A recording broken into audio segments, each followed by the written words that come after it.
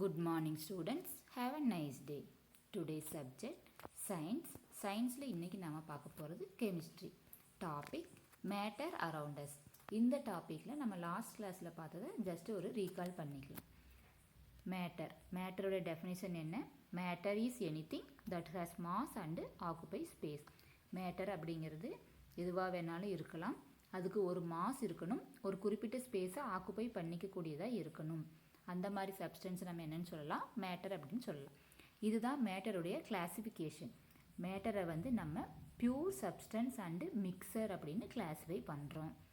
அந்த பியூர் சப்ஸ்டன்ஸை again element and compound அப்படின்னு கிளாஸிஃபை பண்ணுறோம். ஸோ எலமெண்ட் அண்டு காம்பவுண்ட் ரெண்டுமே பியூர் சப்ஸ்டன்ஸ் தான். எலமெண்ட் அண்டு காம்பவுண்ட் ரெண்டுமே பியூர் சப்ஸ்டன்ஸ். மிக்சர்ஸை வந்து homogeneous mixture and heterogeneous mixture அப்படின்னு நம்ம கிளாஸிஃபை பண்ணுறோம். மிக்சர்ஸ் நம்ம என்னென்னு சொல்லலாம்? இம்பியூர் சப்ஸ்டன்ஸ் அப்படின்னு சொல்லலாம். இந்த மிக்சர்ஸ் பற்றி நீங்கள் நெக்ஸ்ட் இயரில் டீப்பாக படிப்பீங்க. ஓகே, இந்த பியூர் சப்ஸ்டன்ஸை நம்ம எலமெண்ட் அண்டு காம்பவுண்டுன்னு கிளாஸிஃபை பண்ணுறோம். டோட்டலாக எவ்வளவு எலமெண்ட்ஸ் இருக்குது? 118 எலமெண்ட்ஸ் இருக்குது. எலமெண்ட்ஸை வந்து அதனுடைய ஃபிசிக்கல் ஸ்டேட்டை வச்சு நம்ம சாலிட், லிக்விட், கேஸ் அப்படின்னு கிளாஸிஃபை பண்ணுறோம். நம்ம லாஸ்ட் கிளாஸில் என்ன பார்த்தோம்? எலமெண்ட்ஸுடைய ப்ராப்பர்ட்டிஸை வச்சு நம்ம அதை எப்படி கிளாஸிஃபை பண்ணுறோம்? மெட்டல்ஸ், நான் மெட்டல்ஸ் அண்டு மெட்டலாய்ட்ஸ் அப்படின்னு கிளாஸிஃபை பண்ணுறோம். நம்ம லாஸ்ட் கிளாஸில் மெட்டல்ஸ், நான் மெட்டல்ஸ் பற்றி படித்தார். இன்றைக்கி நம்ம பார்க்க போகிறது மெட்டலாய்ட்ஸ் பற்றியும் காம்பவுண்ட் பற்றியும் இன்றைக்கி நம்ம பார்க்கலாம். Okay, metalloids. The elements which exhibit the properties of metals as well as non-metals are called metalloids. எந்தெந்த எலமெண்ட்ஸ் எல்லாம் மெட்டல்ஸோட ப்ராப்பர்ட்டிஸும் நான் மெட்டல்ஸோட ப்ராப்பர்ட்டிஸும் சேர்ந்து இருக்குதோ அதை நம்ம என்னன்னு சொல்லலாம்? மெட்டலாய்ட்ஸ் அப்படின்னு சொல்லலாம். எக்ஸாம்பிள்ஸ் போரான், சிலிக்கான், ஆர்சனிக், ஜெர்மானியம், ஆன்டிமனி, டெல்லூரியம், பொலோனியம். இந்த எலமெண்ட்ஸ் எல்லாம் metalloids. Physical properties of metalloids. Metalloids are solids at room temperature. இந்த மெட்டலாய்ட்ஸ் எல்லாமே ரூம் டெம்பரேச்சரில் என்ன ஸ்டேட்டில் இருக்கும்? சாலிட் ஸ்டேட்டில் இருக்கும். They can form alloys with other metals. இந்த மெட்டலாய்ட்ஸ் வந்து வேறு மெட்டல் கூட சேர்ந்து நம்மளுக்கு என்ன கிடைக்கும்னா அலாய்ஸ் கிடைக்கும். அலாய்ஸ் பற்றியும் நீங்கள் பின்னாடி படிப்பீங்க. Some metalloids such as silicon and germanium can act as electrical conductors under specific conditions. Thus they are called semiconductors. அதாவது ஒரு சில மெட்டலாய்ட்ஸ், சிலிக்கான், ஜெர்மானியம் இந்த மாதிரி மெட்டலாய்ட்ஸ் வந்து ஒரு ஸ்பெசிஃபிக் கண்டிஷனுக்கு உட்பட்டு அது வந்து என்னவா இருக்கும்னா எலக்ட்ரிக்கல் கண்டக்டர்ஸ், அதாவது எலக்ட்ரிசிட்டியை வந்து கண்டக்ட் பண்ணும்.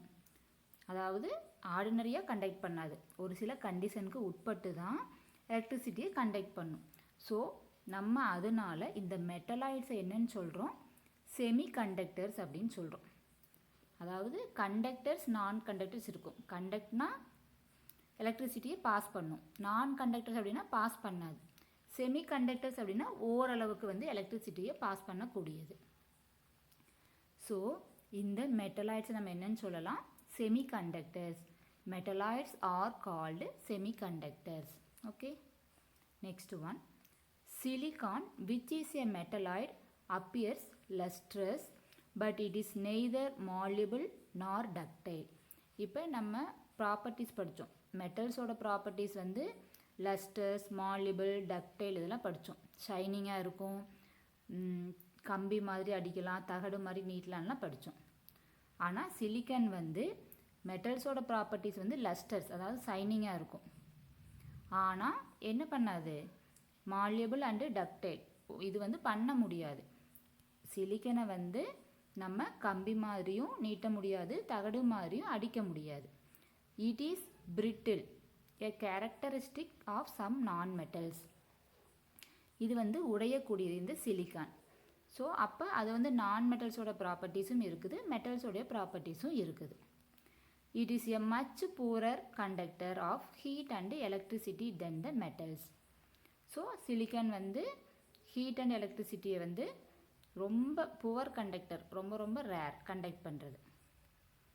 The physical properties of metalloids tend to be metallic, but their chemical properties tend to be non-metallic. So இந்த மெட்டலாய்ட்ஸோட ஃபிசிக்கல் ப்ராப்பர்ட்டிஸ் பார்த்தோம்னா மெட்டல்ஸோட ப்ராப்பர்ட்டிஸுக்கு சேமாக இருக்கும். கெமிக்கல் ப்ராப்பர்ட்டிஸ் வந்து எப்படி இருக்குன்னா நான் மெட்டாலிக்கோட ப்ராப்பர்ட்டிஸ்க்கு வந்து சேமாக இருக்கும். இதுதான் மெட்டலாய்ட்ஸோட properties. Next uses of metalloids. Silicon is used in electronic devices. Electronic டிவைசஸ்னால் இந்த நம்ம கம்ப்யூட்டர் அது மாதிரி யூஸ் பண்ணுறதுல நீங்கள் கேள்விப்பட்டிருப்பீங்க சிலிக்கான் சிப்ஸ் அப்படின்னு. ஸோ எலக்ட்ரானிக் டிவைசஸில் சிலிக்கான் அப்படிங்கிற மெட்டலாய்டு வந்து யூஸ் ஆகுது. Boron is used in fireworks and as a fuel for ignition in rocket. Boron வந்து எதுக்கு யூஸ் ஆகுதுன்னா ஃபயர் ஒர்க்ஸ், அதாவது இந்த பட்டாசெல்லாம் வெடிக்கும்போது மேலே வானத்தில் போய் வெடிக்கும் பார்த்தீங்களா, அதுக்கெல்லாம் அது மாதிரி அந்த வான வேடிக்கை பொருட்கள் தயாரிக்கிறதுக்கு இந்த போரான் யூஸ் ஆகுது. அது போக ராக்கெட்டில் வந்து ஃபியூயலாக யூஸ் ஆகுது. இந்த ராக்கெட் எரியும் போது போரான் வந்து யூஸ் ஆகுது, ஃபியூயலாக எரிபொருளாக யூஸ் ஆகுது. ஸோ இதுதான் மெட்டலாய்ட்ஸோட properties and uses. Next compounds. காம்பவுண்டோடைய டெஃபினிஷன் இதுதான். A compound is a pure substance. நம்ம பார்த்தோம் காம்பவுண்ட் அப்படிங்கிறது pure substance which is formed due to the chemical combination of two or more elements in a fixed ratio by mass.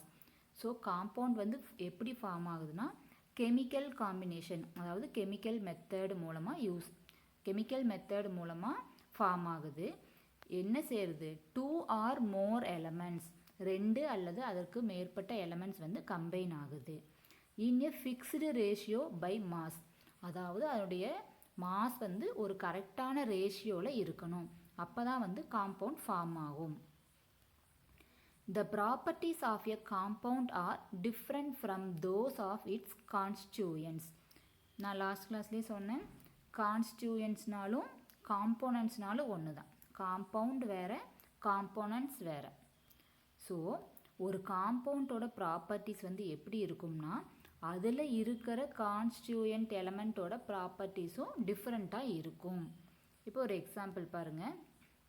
Water, carbon di oxide, sodium chloride, இதெல்லாம் எதுக்கு எக்ஸாம்பிள்னா காம்பவுண்ட்ஸ்க்கு example.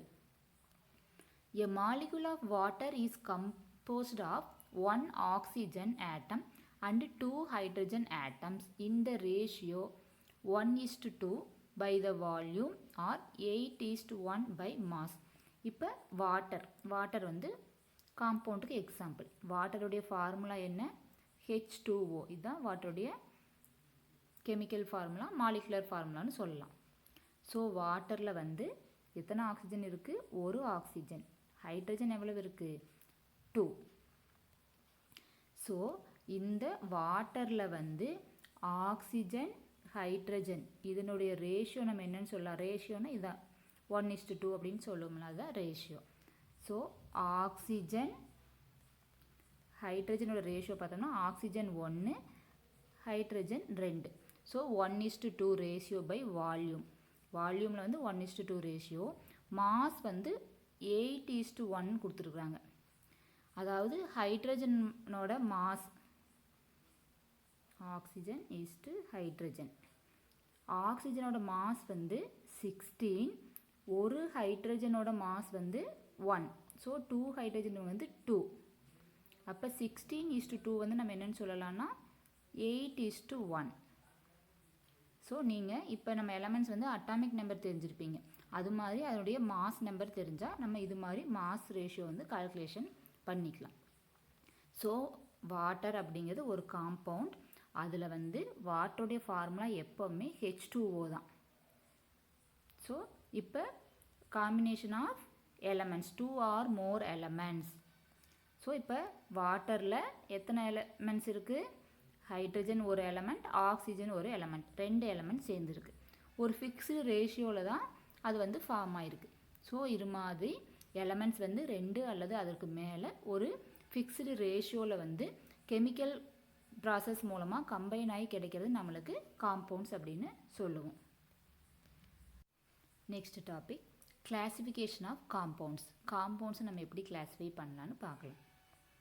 Paste on the origin of chemical constituents, compounds are classified as inorganic compounds and organic compounds. அதாவது அந்த காம்பவுண்ட்ஸில் இருக்கிற கான்ஸ்டியூயன்ட்ஸ், அதாவது காம்பவுண்ட்ஸில் இருக்கிற அந்த அதனுடைய பகுதி பொருட்களை வச்சு நம்ம எப்படி கிளாஸிஃபை பண்ணலாம் அப்படின்னா inorganic compounds and organic compounds அப்படின்னு 2 டைப்ஸாக நம்ம கிளாஸிஃபை பண்ணுறோம். First one inorganic compounds. Compounds obtained from non-living sources such as rock, minerals, etc. are called inorganic compounds. So inorganic compounds அப்படிங்கிறது non-living sourcesலேருந்து கிடைக்கிறது. எக்ஸாம்பிள் ராக்ஸ், மினரல்ஸ், இதிலிருந்து கிடைக்கிறதெல்லாம் inorganic compoundsன்னு சொல்லுவோம். Example chalk, baking powder etcetera, இதெல்லாம் inorganic compoundsக்கு example. நிறையா inorganic compounds இருக்குது. Next one, organic compounds. Compounds obtained from living sources such as plants and animals etc. are called organic compounds. So organic compoundsங்கிறது plants, animalsலேருந்து கிடைக்கிறது. Inorganic compounds அப்படிங்கிறது non-living sourcesலேருந்து கிடைக்கிறது. For example, protein, carbohydrate இதெல்லாம் organic compoundsக்கு example. Both inorganic and organic compounds exist in all 3 states. 3 states of matter என்னது? 3 states of matter சொல்லலாம். Solid, liquids and gas. So இந்த inorganic compounds organic compounds ரெண்டுமே எந்த ஸ்டேட்டில் வேணாலும் இருக்கலாம். சாலிட்லேயும் இருக்கலாம், லிக்விட்ஸ்லேயும் இருக்கலாம், கேஸஸ்லேயும் இருக்கலாம். Let us learn about some important compounds in solid, liquid and gaseous states. இப்போ சாலிட் காம்பவுண்ட்ஸ்க்கும் லிக்விட் காம்பவுண்ட்ஸ், கேசியஸ் காம்பவுண்ட்ஸ் எல்லாத்துக்குமே எக்ஸாம்பிள் கொடுத்துருக்காங்க. ஃபஸ்ட்டு டேபிள் பாருங்கள். Some compounds that exist in solid state are given this table. Compounds in solid state. Compounds constituent elements, அதாவது காம்பவுண்ட்ஸுக்கு நம்ம என்ன சொன்னோம், எலமெண்ட்ஸ் வந்து கம்பைன் ஆகி கிடைக்கிறது தான் காம்பவுண்ட்ஸ். ஸோ ஒரு சில காம்பவுண்ட்ஸ் கொடுத்துருக்காங்க, அதில் என்னென்ன எலமெண்ட்ஸ் வந்து கம்பைன் ஆகிருக்குதுன்னு கொடுத்துருக்காங்க. இந்த காம்பவுண்ட்ஸ்க்கு எல்லாத்துக்குமே கெமிக்கல் ஃபார்முலா இருக்குது, மாலிகுலர் ஃபார்முலான்னு சொல்லுவோம், அது இருக்குது. ஃபஸ்ட் ஒன் பாருங்கள், சிலிக்கா. அதாவது சேண்டோட நேம் என்னது, சிலிக்கா. சிலிக்காவோட ஃபார்முலா வந்து SiO2. நம்ம சிலிக்கன் டை ஆக்சைடுன்னு சொல்லுவோம்.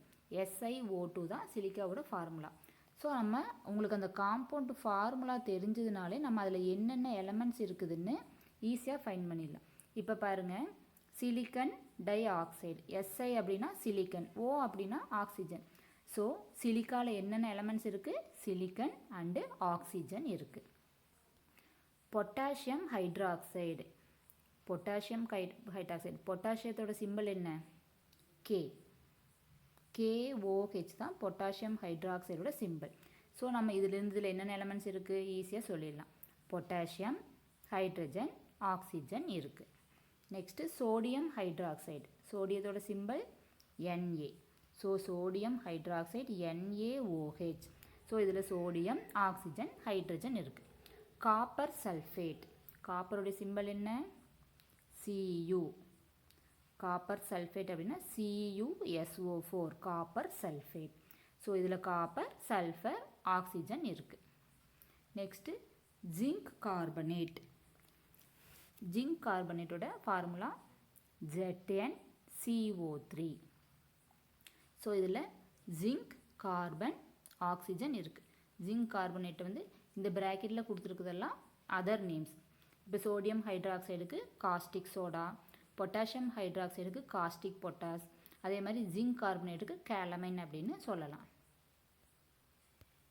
இதெல்லாம் சாலிட் ஸ்டேட்டில் இருக்கக்கூடிய காம்பவுண்ட்ஸ்.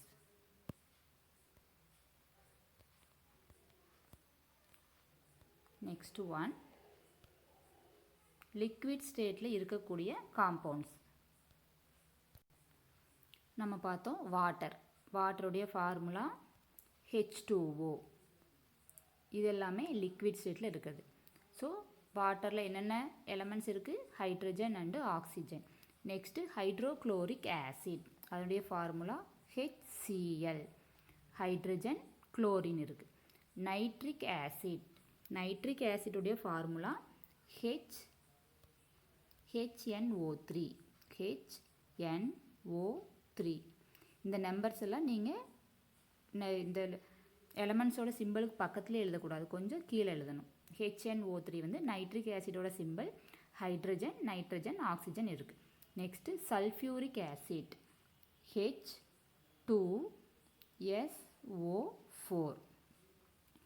ஸோ சல்ஃபியூரிக் ஆசிடோட formula H2SO4. Hydrogen, sulphur, oxygen இருக்குது. நெக்ஸ்ட்டு அசிட்டிக் ஆசிட், நம்ம வினிகர்னு சொல்லுவோம், கடையிலலாம் விற்கிறாங்க வினிகர். அசிட்டிக் ஆசிட்டில் வந்து என்னென்ன இருக்குன்னா கார்பன், ஹைட்ரஜன், ஆக்சிஜன் இருக்குது. அதனுடைய ஃபார்முலா CH3COOH. இந்த ஃபார்முலாலாம் நீங்கள் படித்து வச்சிட்டிங்கன்னா உங்களுக்கு நெக்ஸ்ட் இயருக்கு ரொம்ப யூஸ் ஆகும். ஏன்னா உங்களுக்கு இப்போ கெமிக்கல் ஈக்குவேஷன் எழுதுறதுக்கு இந்த ஃபார்முலா தெரிஞ்சிருந்தால் தான் நீங்கள் ஈக்குவேஷன் ஈஸியாக எழுத முடியும். ஃபஸ்ட்டு நீங்கள் எலமெண்ட்ஸோட சிம்பிள் நல்லா தெரிஞ்சு வச்சுக்கணும். சிம்பிள் தெரிஞ்சால் தான் நம்ம இந்த காம்பவுண்ட்ஸுக்கு ஃபார்முலா எழுத முடியும். ஸோ அதை வச்சு நம்ம கெமிக்கல் ஈக்குவேஷன் ஈஸியாக ரைட் பண்ணலாம். ஓகே, இதெல்லாம் லிக்விட் ஸ்டேட்டில் இருக்கக்கூடிய காம்பவுண்ட்ஸ். நெக்ஸ்ட்டு ஒன், கேசியஸ் ஸ்டேட்டில் இருக்கக்கூடிய compounds. Carbon dioxide, carbon monoxide. அதாவது டை அப்படின்னா 2, மோனோ அப்படின்னா 1. ஸோ கார்பன் டை ஆக்சைடுக்கு ஃபார்முலா CO2. கார்பன் மோனாக்சைடுக்கு ஃபார்முலா CO. இந்த ரெண்டுலேயுமே என்ன எலமெண்ட்ஸ் இருக்குது? கார்பன் அண்டு ஆக்சிஜன் இருக்குது. Next sulphur dioxide. Sulphur dioxide அதனுடைய ஃபார்முலா, டைனாலே நம்மளுக்கு 2. ஸோ சல்ஃபருடைய symbol S, di oxide O2. SO2 தான் சல்ஃபர் டை ஆக்சைடோட சிம்பிள். சல்ஃபர், ஆக்சிஜன் இருக்குது. Next methane. மீத்தேனுடைய ஃபார்முலா CH4. ஸோ இதில் கார்பன், ஹைட்ரஜன் இருக்குது. Next nitrogen dioxide. அதே மாதிரி தான் சல்ஃபர் டை ஆக்சைடு மாதிரி தான் nitrogen dioxide NO2. Nitrogen and oxygen. அமோனியாவோட ஃபார்முலா வந்து NH3. நைட்ரஜன் அண்டு ஹைட்ரஜன் இருக்குது. அமோனியா வந்து ஃபெர்டிலைசர்ஸ் எல்லாம் தயாரிக்கிறதுக்கு யூஸ் ஆகுது. நெக்ஸ்ட்டு வந்து ஒரு சில காம்பவுண்ட்ஸ் கொடுத்துருக்காங்க, அதனுடைய கெமிக்கல் நேம், அதில் என்னென்ன எலமெண்ட்ஸ் இருக்குது, அதனுடைய யூசஸ் கொடுத்துருக்காங்க. வாட்டர், வாட்டருடைய chemical name dihydrogen monoxide. அதாவது நம்மளுக்கு ஃபார்முலா தெரியும் H2O. இப்போ டை ஹைட்ரஜன்னா 2 ஹைட்ரஜன் இருக்குது, அதனால் டை ஹைட்ரஜன். மோனாக்சைடு, மோனோனா 1, ஒரு ஆக்சிஜன் இருக்குது. ஸோ அதனுடைய கெமிக்கல் நம்ம என்ன சொல்லலாம்? நம்ம dihydrogen monoxide. Constituent elements hydrogen and oxygen. Uses வந்து for drinking and as solvent. ட்ரிங்கிங்னா நம்ம குடிக்கிறதுக்கு வாட்டர் யூஸ் ஆகுது. சால்வெண்ட் அப்படின்னா கரைக்கிறதுக்கு. இப்போ நம்ம லேபில் ஏதாவது சால்ட் எல்லாம் கரைக்கணும் அப்படின்னா நம்ம வாட்டர் யூஸ் பண்ணி கரைப்போம். வாட்டருடைய நம்ம இன்னொரு நேம் என்ன சொல்லலாம்னா யூனிவர்சல் சால்வெண்ட் அப்படின்னு சொல்லுவாங்க. அதாவது நிறைய பொருட்களை கரைக்கிறதுக்கு இந்த வாட்டர் யூஸ் ஆகுது. அதனால் நம்ம வாட்டர் என்னன்னு சொல்கிறாங்க? யூனிவர்சல் சால்வெண்ட் அப்படின்னு சொல்கிறாங்க.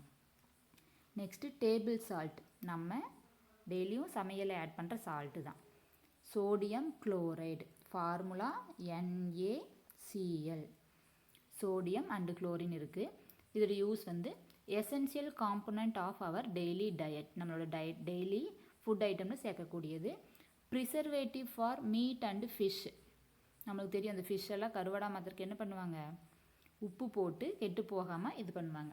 ஸோ ப்ரிசர்வேட்டிவாக யூஸ் ஆகுது இந்த டேபிள் சால்ட். Next sugar. சுகருடைய கெமிக்கல் நேம் சுக்ரோஸ். அதனுடைய ஃபார்முலா C12H22O11. ஸோ இதில் என்னென்ன இருக்குது? கார்பன், ஹைட்ரஜன், ஆக்சிஜன் இருக்குது. நம்மளுக்கு தெரியும் சுகரோட யூஸ் வந்து preparation of sweets, toffees and fruit juices, chocolate, இந்த ஸ்வீட்ஸ் எல்லாம் தயாரிக்கிறதுக்கு சுகர் யூஸ் பண்ணுவாங்க. Next baking soda. பேக்கிங் சோடாவுடைய கெமிக்கல் நேம் வந்து சோடியம் பைகார்பனேட். அதனுடைய ஃபார்முலா NaHCO3. Sodium bicarbonate.